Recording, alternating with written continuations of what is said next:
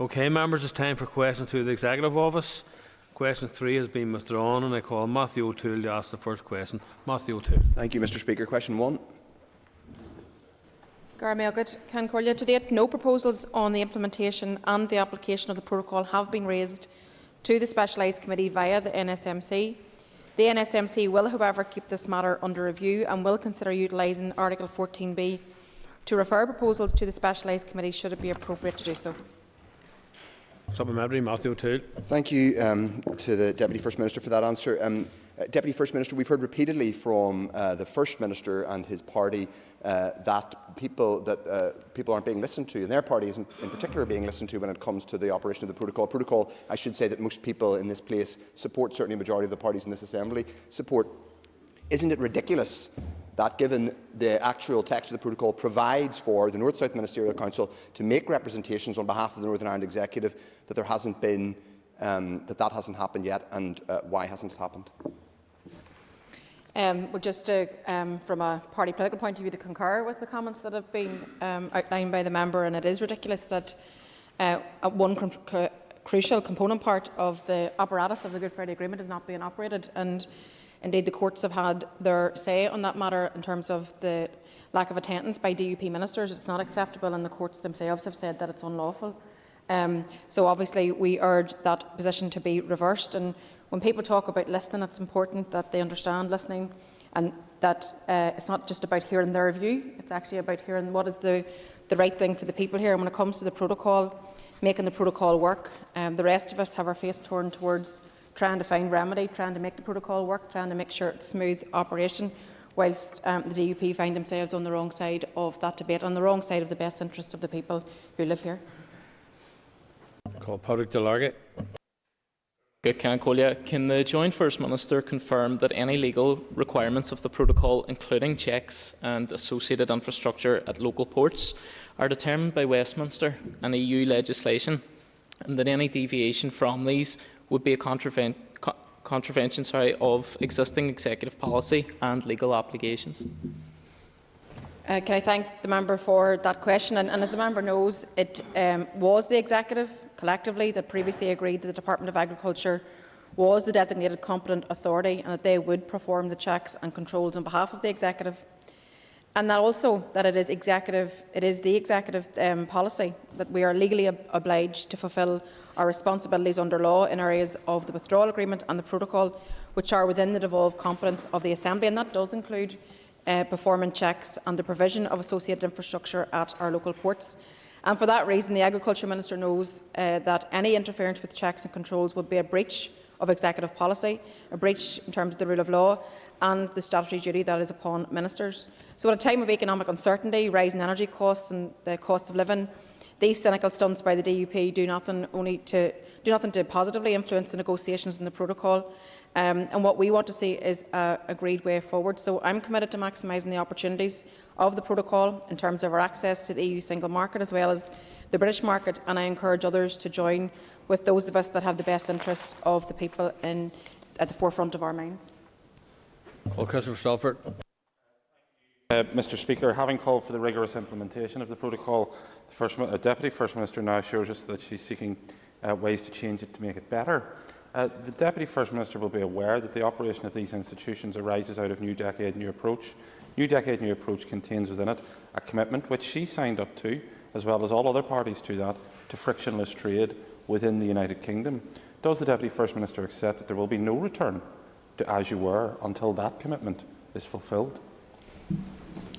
No, I don't accept it, and I don't accept the mantra from the DUP repeatedly on this issue. You have helped to deliver the hardest possible Brexit that our people are having to live through. The implications of Brexit are being felt right across our community as we speak here today. The implications in terms of the protocol, we wouldn't have a protocol if we didn't have Brexit, and protocol provides a solution. So I still maintain the position of rigorous implementation within the framework of the protocol, within the framework of the protocol, because despite the utterances of the DUP, the protocol isn't up for negotiation. And as we speak here today, there are talks ongoing between the EU side and the British Government, and I really hope that there's momentum built upon, which we saw before Christmas in terms of the medicines issue.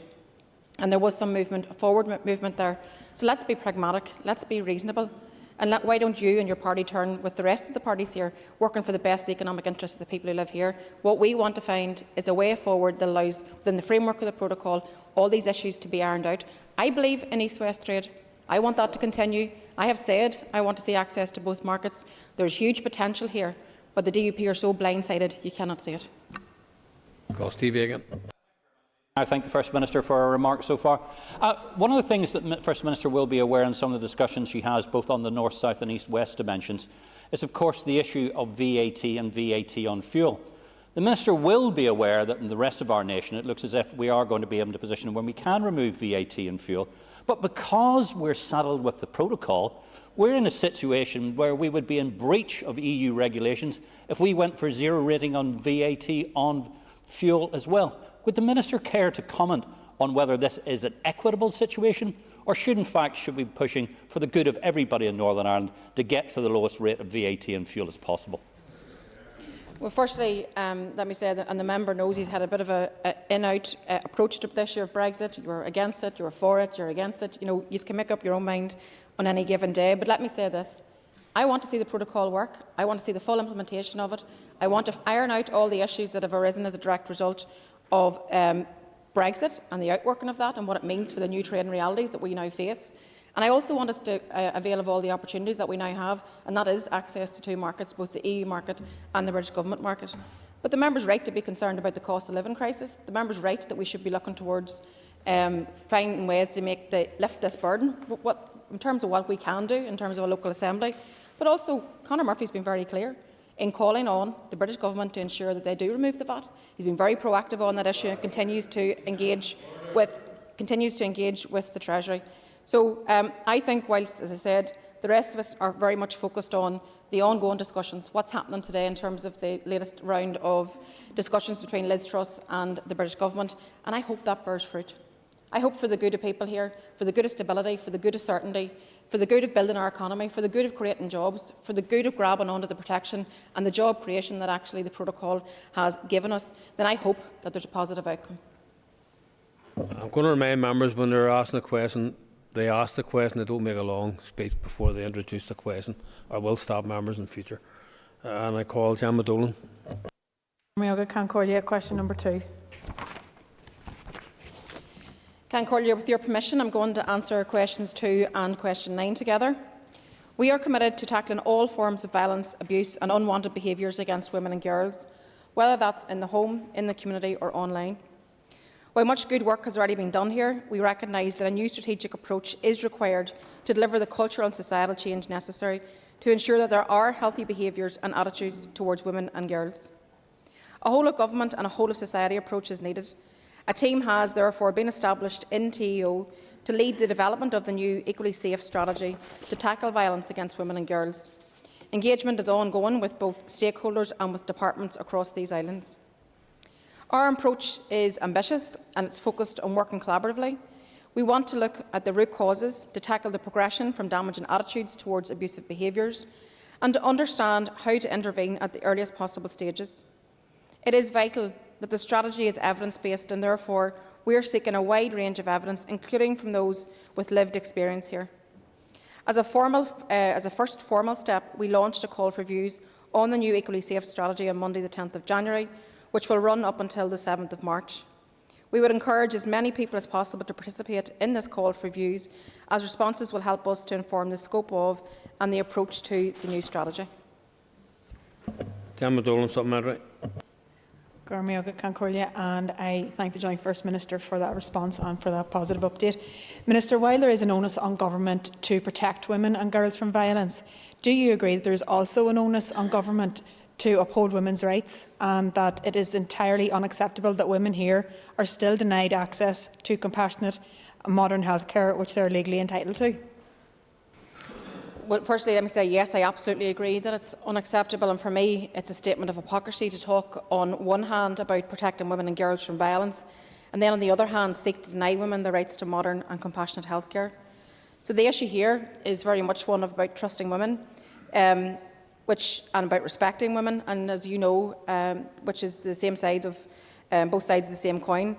Women's rights are human rights, and I think it's appalling that the fact that women of this island have had to wait for far too long for equality and for access to that modern and compassionate abortion health services. So it's now over a year since the law was changed, and the Health Minister still has not moved to implement these services, and that's just unacceptable, totally unacceptable.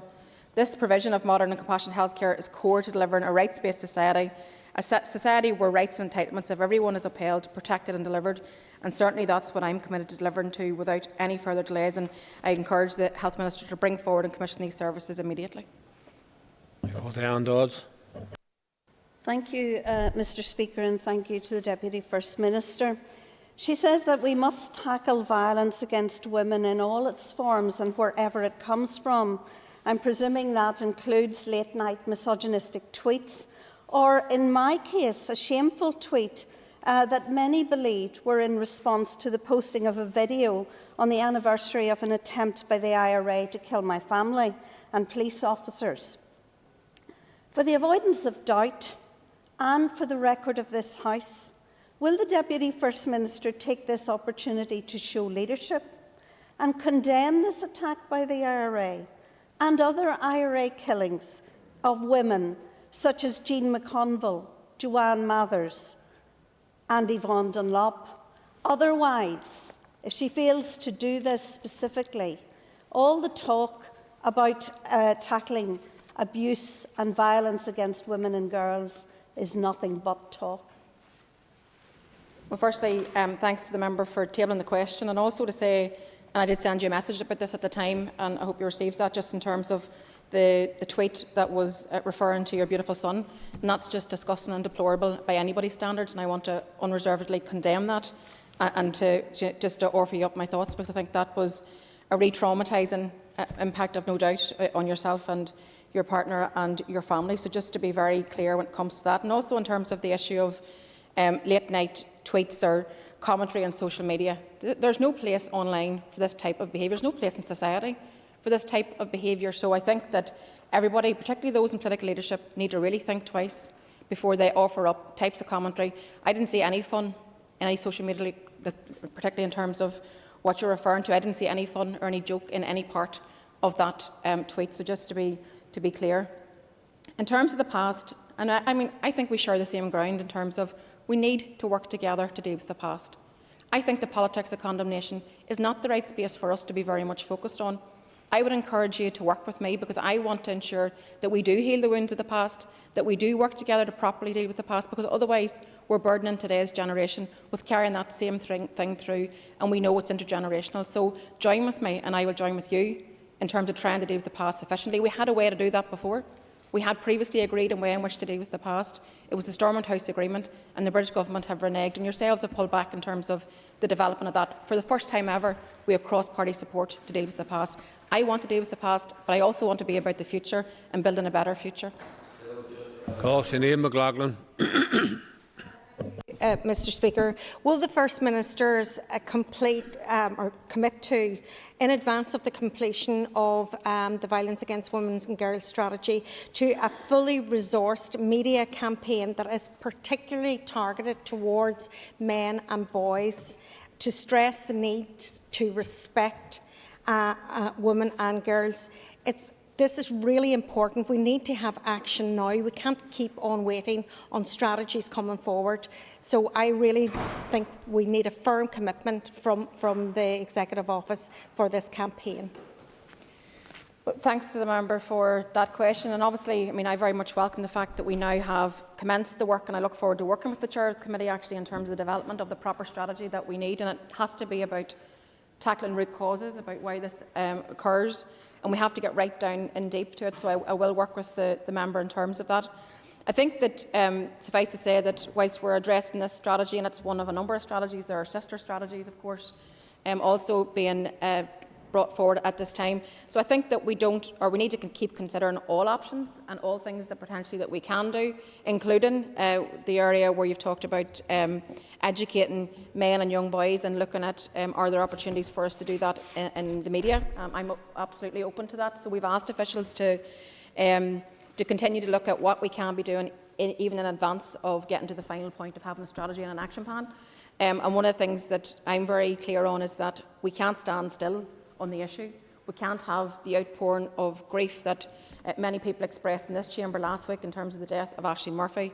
We have to turn that energy into action, and I'm glad that we are progressing a whole range of strategies. But certainly I'm open to the idea of a media campaign, but I'm more open to the idea that if we did go down that route, that we get it right and we target it properly. Yeah. Call Paula Bradshaw. Members, please get to the questions. Thank you. Thank you, Mr Speaker, and thank you, Deputy First Minister, for your answers.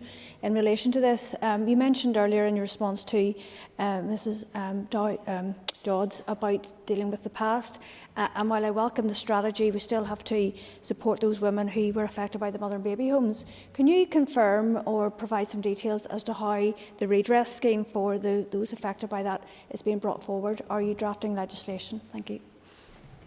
Just given the sensitivity of the issue, I wouldn't want to say a word wrong in terms of the development of the strategy, so let me write to the member and just confirm that for you. I call Linda Dillon. Minister, would you agree that the abuse of women and girls is as old as time, and now is the time for change? And as the previous member has spoken to in relation to mother and baby homes, we need to end all of the abuses against women and girls and their children, and we need to ensure that it's exposed for all the world to see in any upcoming inquiry. Yes, and thanks to the member. I know she's very passionate about this issue also. So just to say, I always be very conscious that whenever we're speaking about this, that we always acknowledge in the first instance that our thoughts are very much with the mothers, with the women and their children who were treated in what can only be described as the most barbaric and inhumane and disrespectful way in all of these institutions across this island and other islands. So I think what we're talking about here, you have to always remember, this is about women who've had their babies stolen from them. This is about child trafficking. This is about a cover-up of church and state. And I think that the recent publication of the report very much speaks to that and speaks to the real lived experience of so many women. And it does remain an open wound on this island, and it is vital that voices of women and girls are heard, and their now adult children. So I think that that's going to be really, really important in terms of the development of the inquiry. I call Colin McGrath. Number 4, Mr Speaker.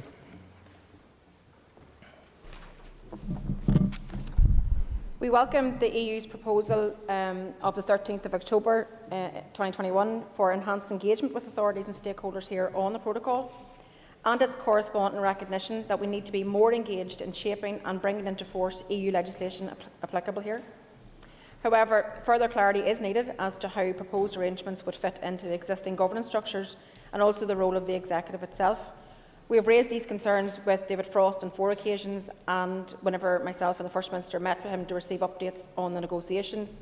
That was towards the end of last year, and then following his resignation, we will also be continuing to raise our concerns with Liz Truss, who's taken over the role as the Chief Negotiator. Our officials also continue to engage with their colleagues in relevant Whitehall departments to gain the clarity required on these proposals and the other issues being discussed in the ongoing negotiations. Arrangements to manage the relationship with the EU are currently in place through the withdrawal agreement governance structures, and information on the legislation contained in the protocol is exchanged via the Joint Consultative Working Group, which also our officials attend. In addition, departments here are afforded the opportunity to see and provide input into the British Government's explanatory memoranda process on EU legislative proposals. Colin McGrath, supplementary. Thank you very much, Mr Speaker, and I thank the Deputy First Minister for a response. Could I ask, would the Joint First Minister give some consideration to the model that has been developed with Norway, where they are to be consulted as part of the future arrangements, and might that be a sort of blueprint that we could look at for here?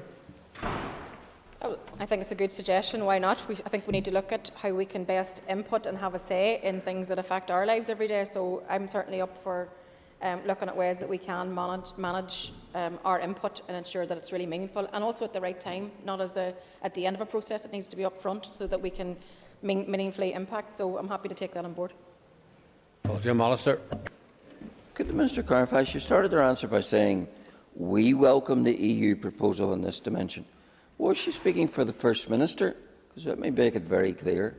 Any token, meaningless input into a foreign jurisdiction while the EU continues to exercise its ill-gotten sovereignty in Northern Ireland is not an answer. The only answer lies in the restoration of sovereignty to the United Kingdom, whereby we are governed by the laws we make and change ourselves, not by foreign laws that we can't change. No question there. Call Emma Sheeran. Cormac Kincordia, and I thank the Joint First Minister for her answers thus far. Minister, on Friday past I met with Workspace, a group who I know you're familiar with in your constituency of Mid-Ulster, who do brilliant work on the ground and depend on European Social Fund for delivery of a lot of their programmes. And at the minute they're incredibly worried about both the short term because of a lack of match funding from the Department of Economy, presumably because of their loss of core funding as a result of Brexit, and also about the longer term because of the lack of detail we have from the British Government around the replacement to the ESF. Minister, can I ask if you're concerned about the impact on the executive of the loss of funds as a result of Brexit? Thanks to the member, and I know her passion for our local constituency, so no doubt she'll always fight the corner well for Workspace, and it is an excellent project, and I'm glad to have been able to visit on many occasions. But I think there's no doubt that whatever way you cut it, the prospect of £100 million net loss of European funding to a lot of groups, including Workspace, is going to have a huge impact, not just on the groups and the work that they're doing on the ground, but also in terms of the executive finances itself. So we normally would have had a say in how this money was funded. It would have been complementary to the work that we're doing within our own departments. And now, as a direct result of the Brexit being delivered upon, we now have this huge challenge facing so many groups out there. So I think that figure itself, £100 million, when you think about it, it's this real stark figure, and it really graphically highlights, I think, and exposes the scale of loss in EU financial support that we have relied on, and it's been very much underpinning many areas of work, whether it be economic, agricultural, community and education programmes. They are all equally impacted. So for those in the benches opposite who championed Brexit against the democratic wishes of the people here, it's for them to take account of the responsibility for the scale of this financial loss from the outworking of Brexit on the ground. And I always find it quite ironic that the same ministers that championed the hard Brexit, the same party that championed the hard Brexit, those same ministers are out shouting about the loss of funds to the department that they are the lead on at this moment in time. So I don't think that irony is lost on those groups that are massively impacted by this loss of funding. Call down, Dodds. Thank you, Mr. Speaker, and thank you to the Deputy First Minister.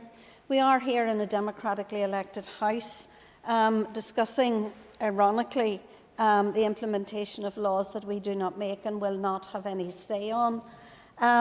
Does the Deputy First Minister also recognise that as the rest of the United Kingdom moves away in issues such as subsidy control from the very difficult and tight laws of the EU, that Northern Ireland firms will be less competitive and that the burdens on Northern Ireland firms will be more onerous because we are stuck with EU legislation on this particular area?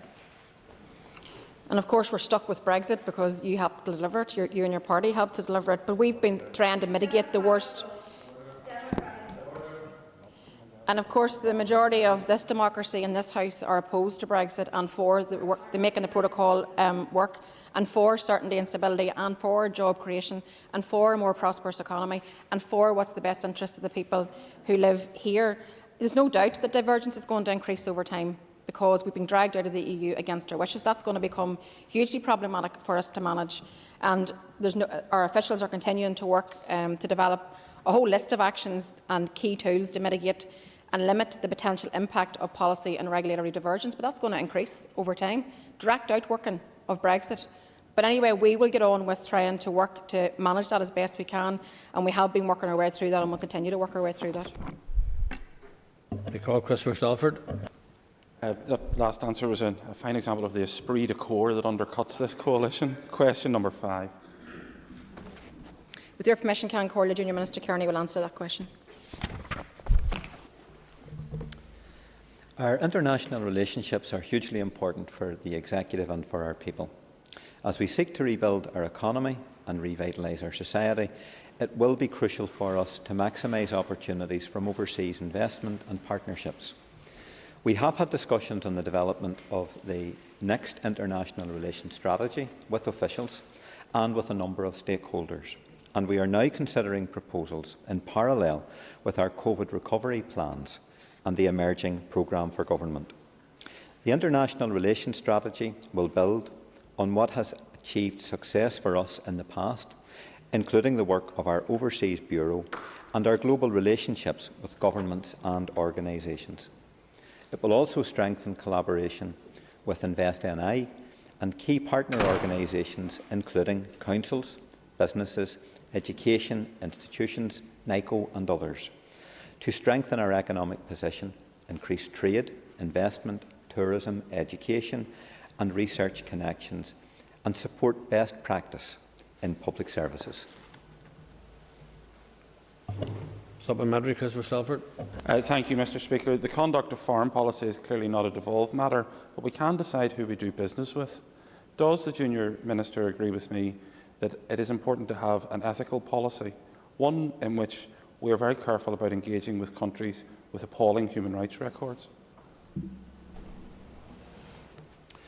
I thank the member for his supplementary, and you're quite right. The issue of foreign policy is an accepted matter, and we have no influence over that. But we are at one in relation to the importance of ensuring that we have an ethical and a rights-based approach towards whom we do business with, the relationships that we develop, the importance of ensuring that insofar as our international work brings a dividend back to this place, both in economic, cultural and educational and in-person relationship terms, that we are sending a very clear message also internationally to all of our partners and prospective partners, that particularly on the basis of the experience of our peace process, we have an institutional memory, and I believe as a people, as a friendly people, as an inclusive people, when you consider the work that we've done with respect to assisting those coming here, fleeing wars from other places, our Syrian refugees, those coming here seeking asylum, that we have actually demonstrated an important role in relation to how this place can act as a model of best practice. And I think that must be a key component of how we take forward our approach to all of the decisions that we make in respect of all of our international relations going forward. Call Matthew O'Toole. Speaker, to the Junior First Minister, we have Northern Ireland bureaus in Washington DC and we have one in Beijing. In both instances, those organisations work very closely with both the Irish Embassy and, of course, the British Embassy. They seek to maximise the benefit from the duality of this place, a duality which too often has been a hang-up for us. Isn't that the model for how we should approach our representation in Brussels, where we have dual access to both the EU single market and the British market? Shouldn't that be a cornerstone of our international strategy in relation to relations with the EU, and will the Executive Office take that forward?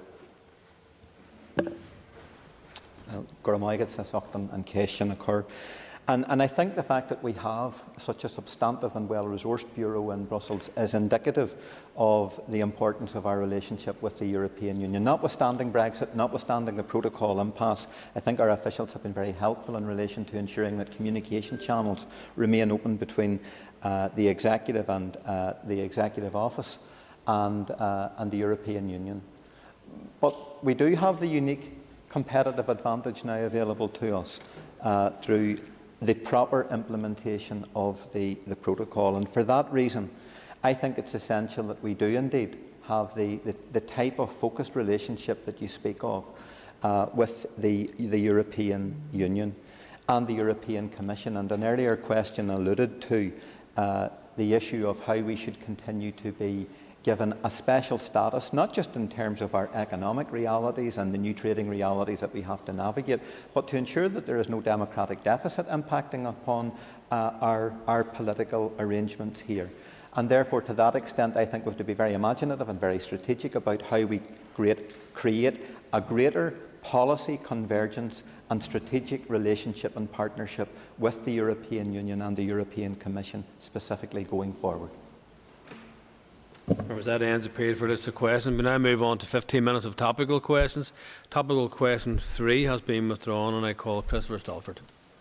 Thank you, Mr. Speaker. The Executive is due to meet this week. I wonder, could the Deputy First Minister give us perhaps a sense of where she thinks we're heading in terms of the easement of coronavirus restrictions?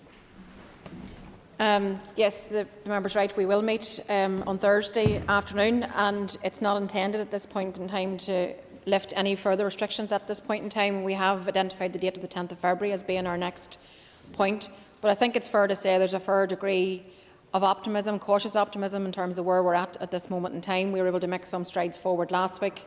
I hope we continue in that vein, but there's certainly, as I keep repeating, that there's a lot of uncertainty surrounding the pandemic, but things do look like we're following a more hopeful path, and hopefully we can all see that light that people talk about at the end of the tunnel. But the 10th of February is our next review of what is left in terms of restrictions. Of course, we had baseline restrictions in place up until the 23rd of February. We brought in additional measures. They have now been drawn back. So 10th of February will be our next staging post. Supplementary, Christopher Salford. I thank the Deputy First Minister for that positive-sounding answer. In the context of heading in the right direction, would she agree with me in that context that the renewal of further powers, restrictive powers, that reside presently with the Department of Health should not be undertaken? Well, I think we have to learn to walk before we can run, and I think that health have been guiding us the whole way through this in terms of the need and effectiveness of those restrictions. We don't want to have to use restrictive powers. We don't want to be in that space, and if we can avoid that, then we will. We've always said we'll only keep things in place for as long as they're necessary. So let us get to the 10th of February meeting and actually review all these things. But you know, this pandemic has thrown us many curveballs, and I hope that we get no more. But I think we have to have the mind and the ability to respond if, for example, that was to happen. But let's just hope we don't have to resort to any additional measures again in the future, and that we keep going in the one-way traffic here. I call Alan Chambers.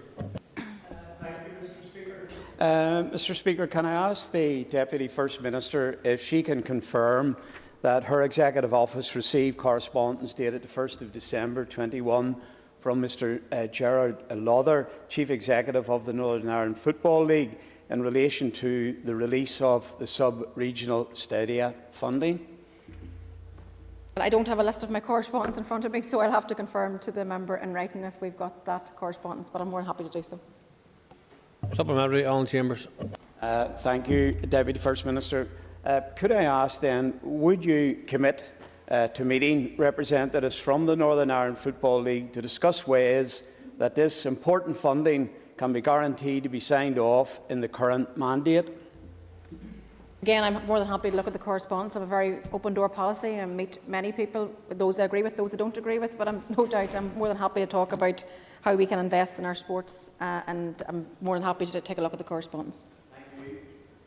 I call Kelly Armstrong. Thank you, Mr. Speaker. Deputy First Minister, it's inevitable at this stage in a mandate we start to look back over what should have been delivered.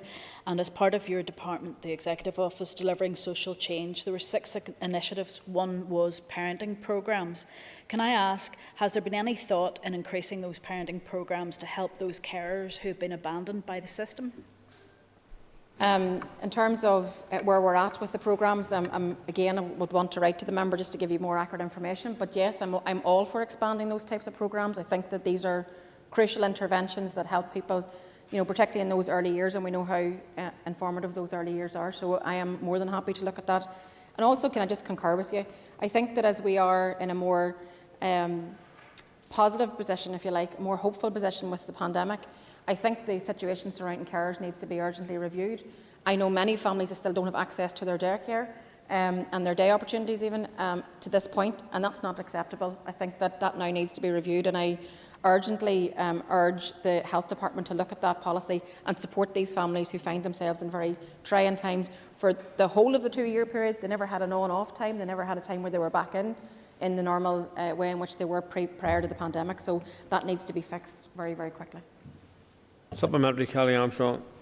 Thank you very much, Mr. Speaker, and thank you, Deputy First Minister. I agree with you, but I do feel that it's gone beyond now health. It is a cross-departmental issue. Do you agree with me that there is now a necessity for a register of carers, that we know exactly who our carers are and how support can be provided for them? Thanks to the member, and I think it's so important because carers, you know, are unsung heroes on many occasions, as the member will agree. And you know, the the benefit that they bring to the loved one, their family member, their friend, the person they care for, is you couldn't quantify that in terms of if we as a government wanted to provide that care. So they need to be supported, but in order to get the policies right and the strategies right and the supports right, you have to understand how many carers we have, the nature of that care, young or old, still at school or not, working, part-time care, full-time care. So I would concur in terms of the need to have a register.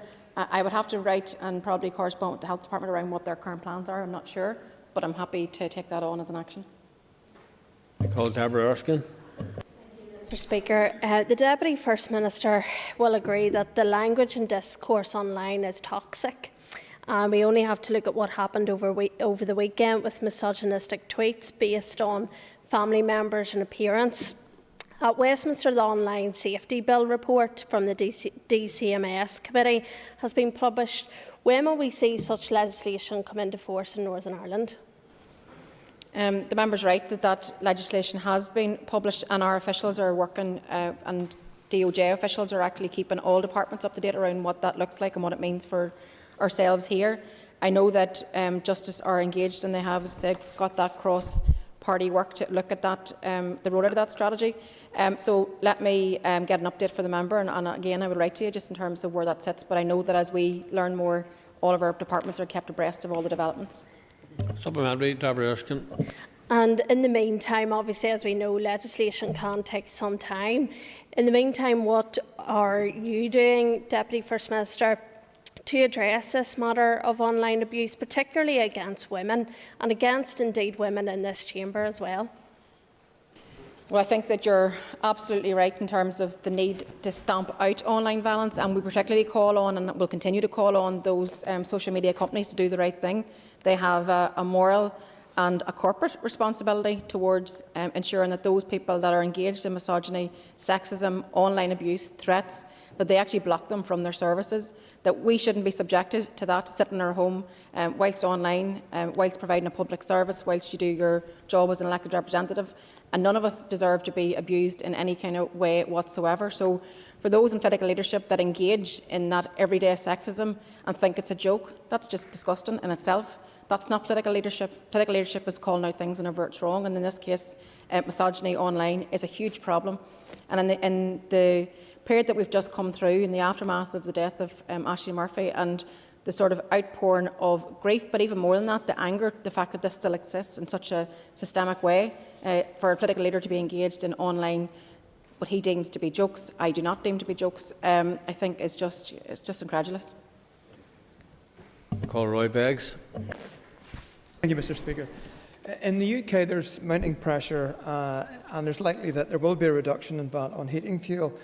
Given the record prices and the associated fuel poverty, does the Deputy First Minister believe that the EU, through the Northern Ireland Protocol, should be continuing its role and potentially blocking the reduction of our heating costs? Well, your colleague raised this issue earlier. As I said, the Finance Minister, Conor Murphy, has been calling for a reduction in VAT. That is doable. It can be done, so there's no reason for it not to be done. So I urge the British Treasury to do it. Supplementary, Roy Beggs. And I hope that this will be permitted and not blocked by the protocol. And furthermore, does she accept that there are significant cost pressures on the construction industry with the banning of red diesel in it?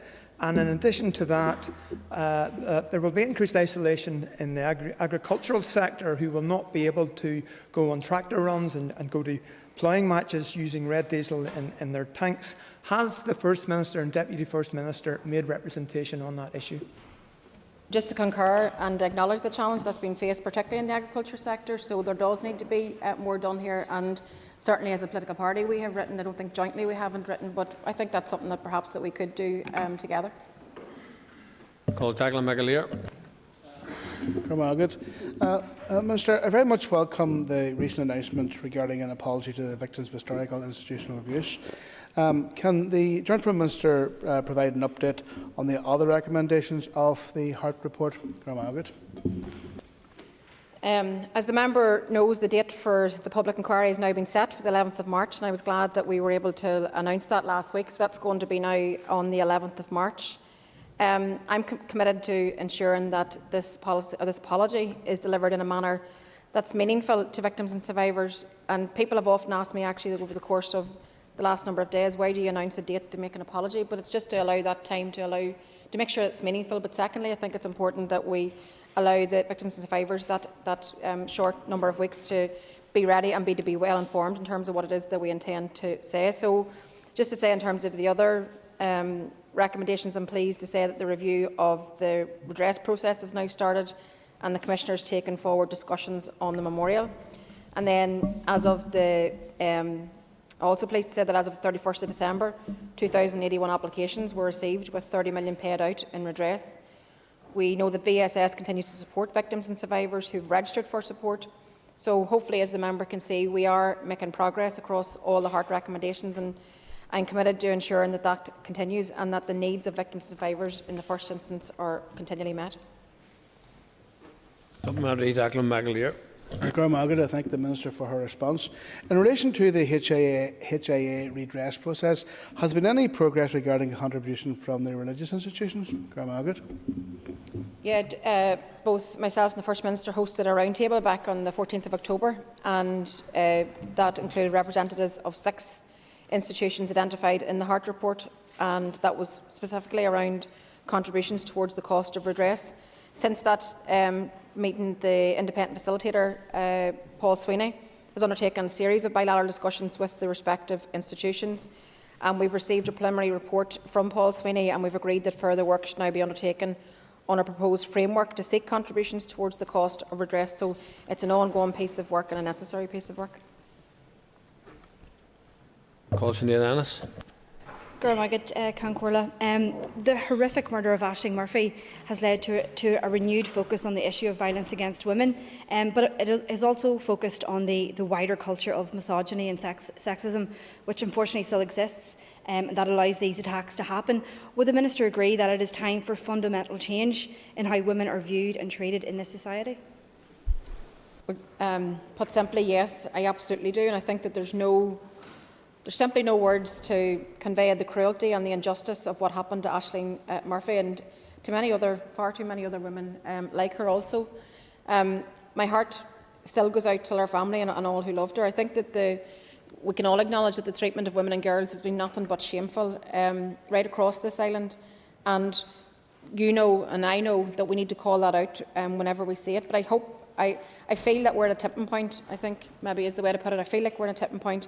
I think that we need to break the silence that facilitates violence in the home, the threatening behaviours. We need to expose and call out the behaviour of men that causes women and girls, our mothers, our daughters, our sisters, our aunts, that fear, that feeling of discomfort, that anxiety, that is just a continual barrage.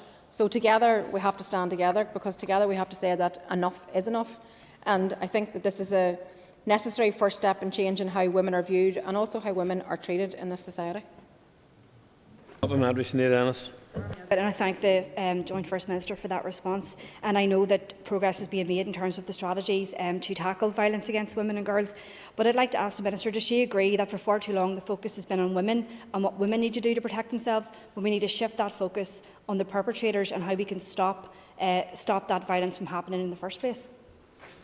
I totally agree with the member. I think Aisling's murder speaks to the vulnerability of all women in the public space whenever you're alone. And there's no doubt that the tragic death of Aisling has prompted many women, and I said this last week, myself included, to think about our everyday routines, to think about what routes we're taking, where we're going, how we do it, how we exercise, how we do the basic things. And I think together we have a job of work to do to change and need a step change in terms of challenging the scourge of everyday sexism and misogyny that exists, and expose the behaviours of perpetrators, whether that's at home or in the workplace or online, because unfortunately this reaches into every sphere of life.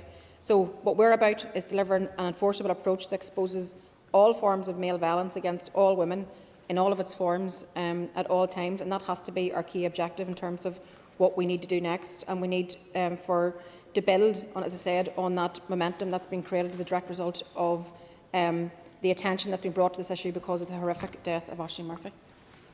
Members' time is up. Could members please take your ease for a moment or two?